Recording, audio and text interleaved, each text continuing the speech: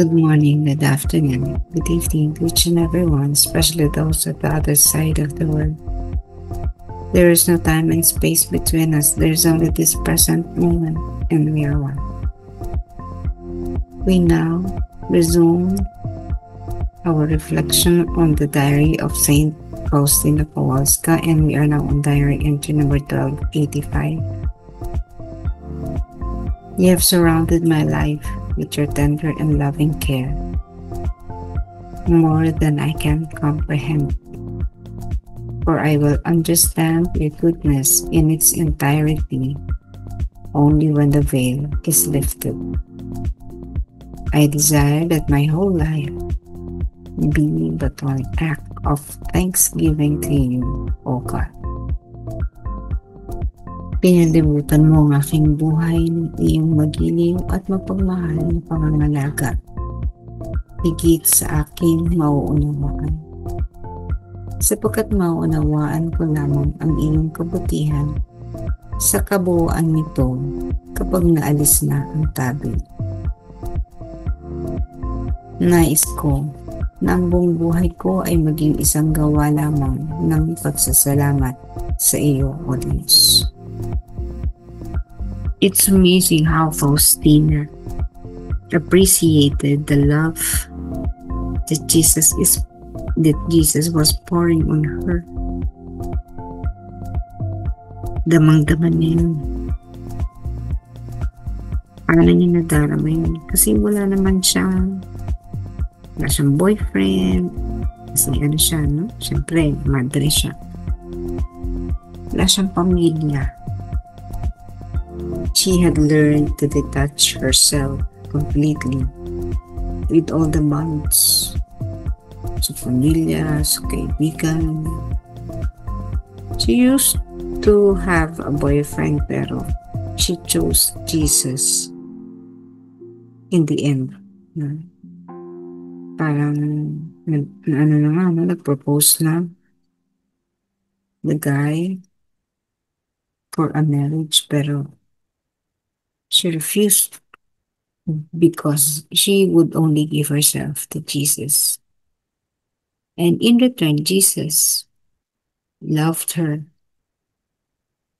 or gave her the love that no one can ever have. No, parang kahit na ibigay sa kanya yung pagmamahal ng isang nilalang, hindi nito malalagpasan ang pagmamahal, pag-aaruga, no? Binibigay sa kanya ng Panginoong Jesus. However, she said that she would only comprehend this when the veil is lifted. Ibig sabihin, she would completely understand this love of Jesus when, or at that time, when she would be facing the Lord herself. Wala na yung veil. Kasi tayo na nandito sa lupa, there is a veil that separates us from the seen and the unseen. And this veil will only be lifted when we would eventually cross the boundary between this world and the other world. So, yung pagmamahal, kind of love that Jesus was pouring her can only be felt, understood in its entirety if that veil would be lifted. Kasi nga, wala nang hadlang. Makikita na niya kanyang esposo.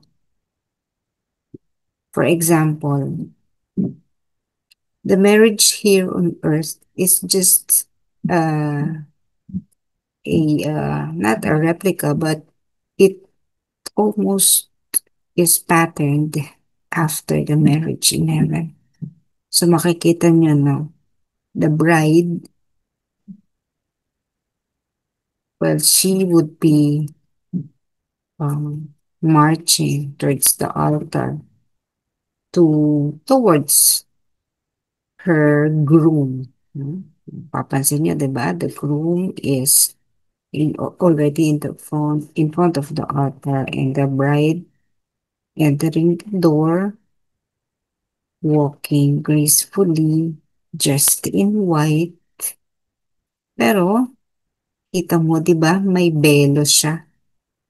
The bride is in veil, di ba?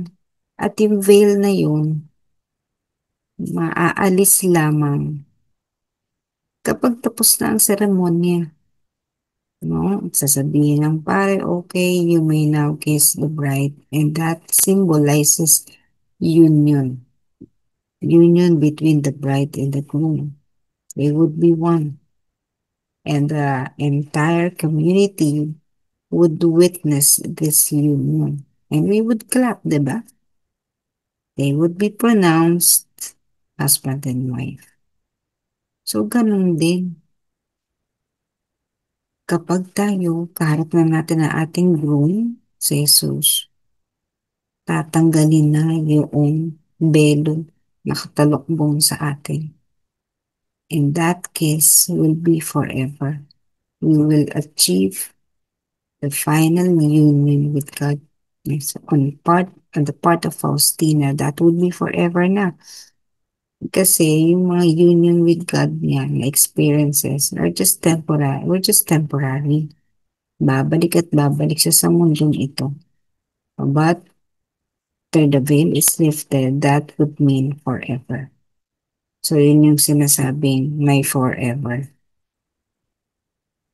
So, this marriage here on earth is just a version of the marriage in heaven. Mas maano na siyempre, um, mas mababa in terms of the degree of the love that can be reached. Mas mababa in terms of how we can comprehend. No? Kasi syempre makamundo yung pag-ibig na alam natin.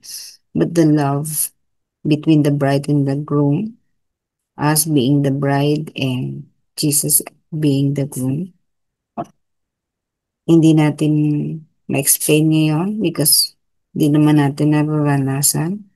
Faustina was able to experience it while on earth, but the full comprehension, she said, she would only experience when the veil is lifted. So, hindi pa rin ganap. At tayo, ganun din. While we would be experiencing union with God when we receive the Holy Communion every time we go to Mass, hindi natin ganun pa ka nakokomprehende. No? For most of us, comprehension of this love, of this union is far beyond the real meaning. Napakalayo pa natin. But every day or every time we receive the Holy Communion, we are given a foretaste of heaven. Binibigyan na tayo ng karanasan. But the full consummation of this experience will only be felt once we have fully cleansed, no? Kaya dapat white, just in white. Kapag medyo marami pa tayo, we need to undergo purification because the groom is very choosy. He would never unite himself with someone who's dirty. Ibig sabihin, full of sins at hindi pa nakapaglinis ng kasalanan ng mali na nagawa sa buhay. So we need to prepare for that. We need to prepare for the moment when Jesus would be meeting us at the altar and we would be one with him and one with all. So while we are here on earth, let's live a life of thanksgiving to God, no? Pasalamat for all the graces He continues to pour to us, for all the blessings that we receive every day, whether hidden or in disguise, because sometimes we do not appreciate the blessings because these are uh, full of sufferings. And then later lang natin mararanasan, na-realize the purpose of all the sufferings. But let's always appreciate everything that happens to our life. The sufferings, the joy, the pain, and the ease. So pareho, whether we are in sickness or in health, kaya nga ganun din ang panata or the vow committed or uttered by the couple in sickness or in health, in richer or poor. So ganun, no?